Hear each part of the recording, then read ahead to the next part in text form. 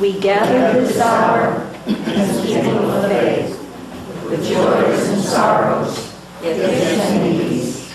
We light this beacon of hope, sign of our quest for truth and meaning, in celebration of the life we share together.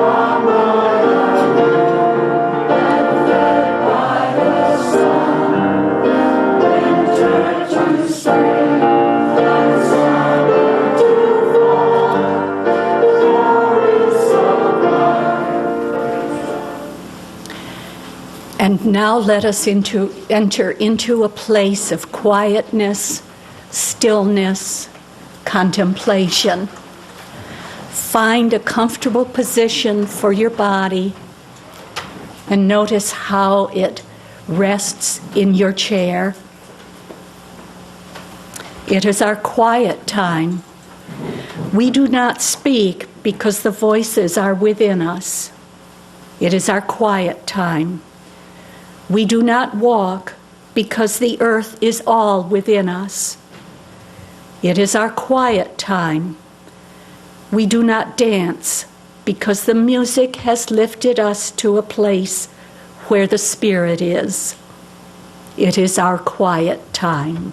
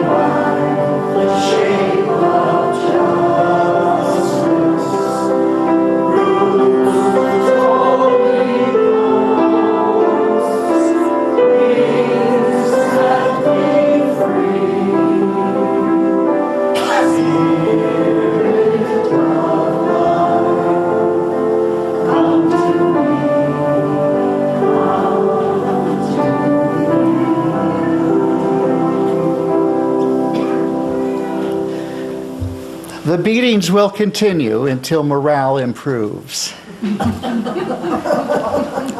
How many times this seems to be businessman's answer to worker burnout and the resultant reduction in productivity.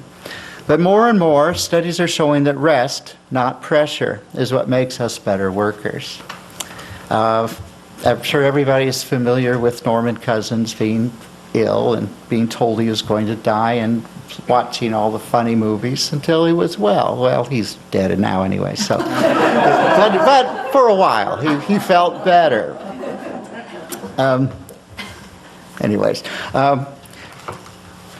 I didn't do any first-hand research on this, so I'm relying heavily upon articles and other research that I found on the web, but I think it makes the point. Derek Thompson, senior editor of The Atlantic, where he writes about economics, labor markets, and entertainment business. The following is an excerpt from his article in 2011 on science and productivity. The case for vacation, why science says breaks are good for productivity. The first week of August is one of the most popular times for people to take off work, but it might just make us better at our job. For proof, we're citing the American workers love to work, perhaps they're afraid not to. A 2010 survey indicated the average American accrues 18 vacation days and uses only 16. The average French worker takes more than twice the vacation time. To some, this statistic encapsulates the difference between American and European workers. We're productive and they're lazy. In fact, it might say the opposite. We mistakenly believe that more hours will always increase output, while ignoring the clear evidence. The secret to being an effective worker is not working too hard. In 1999, a Wall Street insurance company called New Century Global wanted to improve efficiency. They tapped an unlikely source for help, the Cornell University Ergonomics Research Laboratory. Most people consider ergonomics synonymous with groovy chair design, but the official definition is the study of people's efficiency in the workplace. Cornell's lab is one of the country's most famous research centers for studying hardware and software for office productivity. It conducted a 10-week study at the New Century Global with a computer program that reminded workers to keep good posture and take breaks every 10 minutes. Their findings, workers receiving the alerts were 13% more accurate on average in work than coworkers who were not reminded. 11 years later, we don't need computer software to remind us not to work. The internet does that just fine. One study found that internet misuse cost U.S. companies more than $178 billion annually in lost productivity. Another put web-related losses at $5,000 per employee per year. Yet another found a small company could be losing 15% of its profits due to email and social media abuse. Recent research, however, says hogwash to all that. The National University of Singapore found that those who spend less than 20% of their time, but more than zero, perusing the internet's silly offerings were 9% more productive than those who resisted going online. Who might have guessed that kitty videos and cake blogs would make us more productive? Well, Henry Ford, probably. In the mid-1920s, the auto giant reduced his factory's work week from 6 days to 5 and 48 hours to 40. After discovering the productivity returns diminished steadily after his workers toiled 8 hours a day, 5 days a week. We know from our experience in changing from 6 to 5 days and back again, that we can get at least as great a production in 5 days as we did in 6. Ford says, just as the 8-hour day opened our way to prosperity, so the 5-day work week will open our way to still greater prosperity. Ford's insight into a long tradition of productivity-obsessed Americans. In a widely shared PowerPoint on productivity and the limited or negative value of worker overtime, studying the effects of the law of diminishing returns, Daniel Cook of Lost Garden explained that Ford's insight is as true today as ever. Numerous studies have shown that productivity turns sharply negative as we go beyond 40 hours a week. The more we learn about human attention, the more limited it seems. Overtime binges lead to bursts of output that exert a hangover effect in later days. Study after study indicates that short bursts of attention punctuated with equally deliberate breaks are the surest way to harness our full capacity to be productive. Literature on teacher research at universities, a notoriously grueling enterprise, show that faculty are more productive when they work in brief stints rather than all-consuming marathon sessions. Another study published in the journal Cognition found that short breaks allow people to maintain their focus on a task without the loss of quality that normally occurs over time. It's typical for families to celebrate the month of August by shutting down the computer and skipping town. From a raw numbers perspective, this counts as lost work. But that's a short-sighted view, psychologists now say. In fact, by serving as the least productive month for millions of workers, August unexpectedly serves as a productivity booster. The impact that taking just a small break vacation on one's mental health is profound. Most people have better life perspective and are more motivated to achieve their goals after vacation, even if it's just a 24-hour timeout. The bottom line is, breaks are better for our brains than overtime. Wherever you get your break, from an hour on blogs, a day at the park, or a weekend golfing at Martha's Vineyard, doesn't matter as much as you get it. Another study presented in the February 28th issue of 2014 Forbes magazine lifestyle section states it plainly. Not taking vacation time is a bad idea and it harms productivity and the economy. More than 40% of American workers who received paid time off did not take all their allotted time last year, despite the obvious personal benefits. According to an assessment of paid time off in the U.S., U.S. Travel Association, a grade group completed by Oxford Economics, Americans left an average of 3.2 paid time off days unused in 2013. According to the study, most managers neither encourage or discourage people taking their vacation, but nearly 34% of employees surveyed indicated that 17% of managers considered employees who take all of their leave to be less dedicated, according to the findings. And 4 in 10 workers said their employers supported time off, but their heavy workloads kept them from using it. And there's another quote.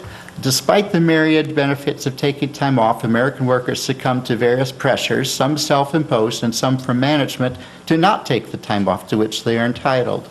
Adam Sachs, president of Tourism Economics at Oxford Economics, said in a statement, leaving earned days on the table harms, not helps employers by creating a less productive and less loyal employee.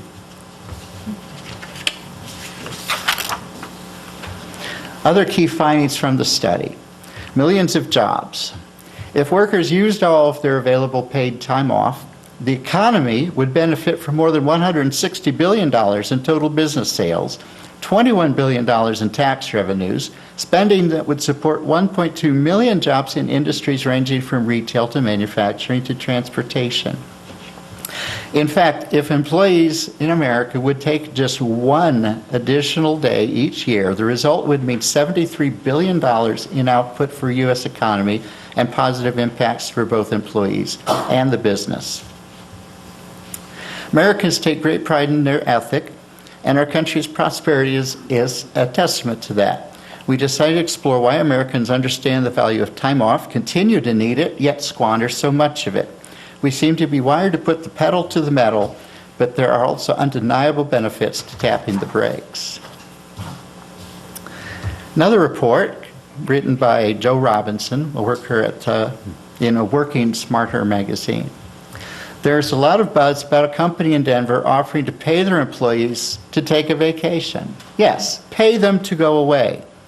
We're not talking simply paid holiday time, but a bonus on top of that, $7,500 to split for taking your holiday. Bart Laurent, CEO of Full Contact, which produces software to manage address books, needs to attract and keep software engineers in a very competitive market. So he came up with the vacation payday brainstorm. He struck pay dirt, getting a gold mine of media coverage, and no doubt he won't have much trouble retaining employees now. Other companies, such as the H Group in Salem, Oregon, and Gencoa in Cincinnati, Ohio, have used extra vacation time to build loyalty and improve productivity. H Group boss Ron Kellerman says adding a week of vacation is the best productivity tool he's ever seen. While Gencoa slashed its retention problems from 360% to 60% in 2 months after adding a third week of vacation, and sales increased 15%. He continues, if more companies knew how beneficial vacations were to the bottom line and productivity, many more CEOs would be standing in line to make sure every last person welded to their workstation took some time off. The research shows that far from being a break on performance, vacations actually increase productivity. Humans are simply more productive when rested.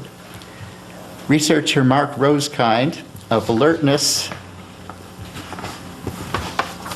Solutions Company found that the respite effect of vacation can increase performance by 80%. Reaction times of returning vacationers increased 40% in his study. It's all part of the recharging process, he says, something Mr. Robinson calls the refueling principle. Brains and bodies need maintenance just like copy machines. Refueling increases physical vitality and mental focus. Respite research has shown that some very important things happen on a vacation that rejuvenates the brain and the bodies. University of Tel Aviv's Dov Eden, one of the foremost experts on how refueling affects performance, has documented that respite eases the effects of stress on well-being by punctuating the otherwise constant aggravation caused by incessant job demands. With stressors removed, the body has a chance to recover from the toll the chronic stress takes on immune systems, even helping us recover from the last stage of stress process, burnout. Vacations have been shown to cure burnout by regathering crashed emotional resources, like a sense of social support and mastery. The time away from stressors and immersion in recreation recreate us. Recreation increases positive mood, builds confidence, connects us with others, all of which adds to the recovery process. The shared experience of vacations brings families closer together and introduces us to a host of new folks we actually have the time of day for. You can get to know people you meet while traveling better in a few hours than people you've known for years at home. It's called the stranger on the train effect, a face-to-face experience without fear of revelations coming back to haunt you. Powerful experience that restores your faith in the human race. The vacation tradition was started by companies in the early 20th century as a productivity strategy. Most namely, Ford was the founder, the foremost on that. They found employees came back from their holidays reinvigorated. They got more work done as a result. It's a lesson that seems to have been forgotten over the years, especially recently, but it's never more relevant than in the era of 24/7 information overload. There's a belief that because we're not in the factory era anymore, we don't need to step back. The only hazard is hemorrhoids. Science reveals just the opposite. Brain scientists say that the brain goes down way before the body. An overtasked, stressed brain has no ability to focus, plan, solve complex issues, to pay attention, one of their chief productivity tools. Paying attention is something we do expertly on a vacation since everything around us is new and novel. We learn how to be in the moment of engagement, the key to optimal performance in life. So as we can see, revelry, some kind, whether basic or broady, some kind of break, a vacation or a spot of humor is not a waste of time or a sign of laziness. Far from it, is a financial, economic, and human necessity.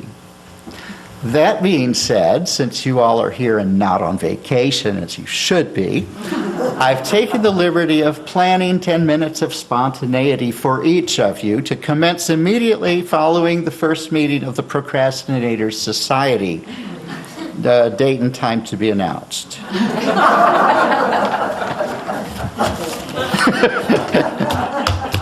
Thank you.